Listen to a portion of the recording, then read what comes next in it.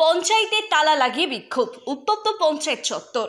জামালপুর পূর্ব বর্ধমান জেলার জামালপুর থানার অন্তর্গত আজাপুর গ্রাম পঞ্চায়েতের অধীনে মোহনপুর, কেরিলি, নবগ্রাম, ইটখোলাপাড়া, আজাপুর, সাচরা সহ বিভিন্ন এলাকায় দীর্ঘ 4 থেকে 5 বছর ধরে সজল ধরার পাইপ পড়লেও সেই পাইপে আসেনি কোনো জল।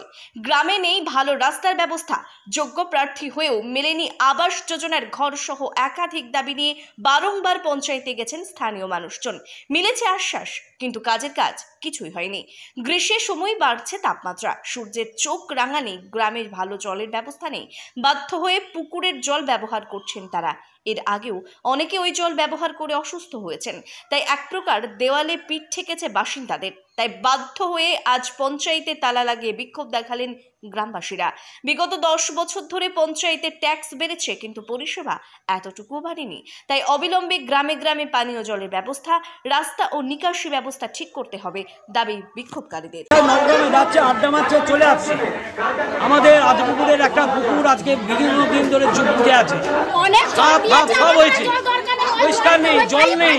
গরিব মানুষের বাসন ধুবে জল নেই, স্নান করবে জল নেই। ওই লাইনটা করা আছে, কেটে দিয়েছে, ওরা ইন্টেনশনালি কেটে দিয়েছে, যেহেতু ওই পাড়াগুলোতে বেদর পাড়, গেঁড়োর পাড়, যাতে জল না যায়। কোন জায়গা?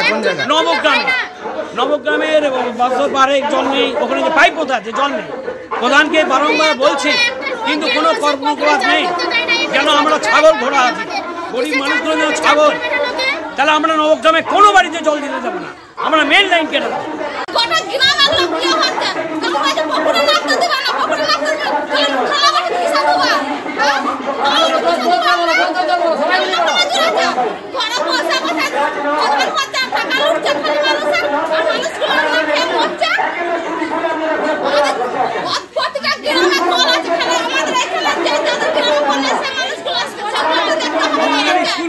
সাধারণ মানুষ এসেছে, সাধারণ মানুষ নয়, একটা রাজনৈতিক দলের পক্ষ থেকে মার্ক্সবাদী কমিউনিস্ট পার্টি তাদের স্লোগান দিতে দিতে তারা ঢুকলো এবং বেরোলো।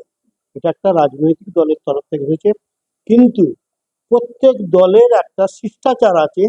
একটা সরকারি অফিসে যদি দাবি দেওয়া জন্য যাওয়া হয়, তাহলে সেই অফিসে অন্তত 4-5 দিন আগে জানাতে হয় সেই অফিসের প্রধানকে যে আমরা বিভিন্ন দাবি দেওয়া নিয়ে আপনার পঞ্চায়েতে একটা ডেপুটেশন দেবো এই ডেটে, এই তারিখে।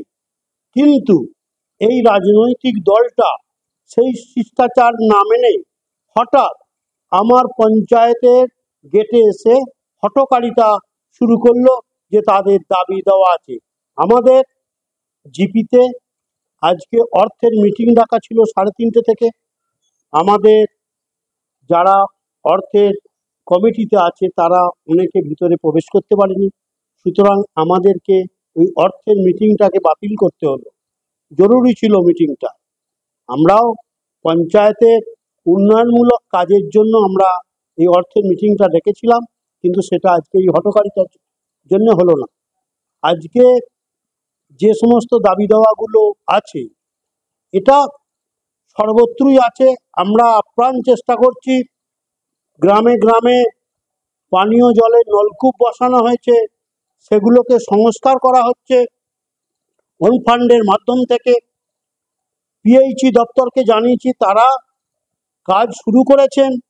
আজকে আজাপুর অঞ্চল একটা বিশাল এলাকা, 26টা সংসদ, প্রত্যেক সংসদেই কম বেশি করে সমস্যা আছে, তা সেগুলোকে মেটানো হচ্ছে। ওরা চাইছে যে আজকে আমাদের সমস্যাটাকে মিটিয়ে দিতে হবে। আমার অঞ্চলে 26টা সংসদ আছে, একটা একটা এলাকা থেকে ধরে কাজ হচ্ছে, পিএইচই দপ্তর কাজ করছে। ওনারা যে সমস্ত দাবিগুলো বলেছেন, ওনাদের দাবিগুলো আমরা জামালপুর পিএইচই অফিসে এবং জামালপুর সমষ্টি উন্নয়ন আধিকারিক দপ্তরে পৌঁছে দিয়েছি। সমস্ত এলাকায় কাজ হবে, আগু পেছু করে হবে।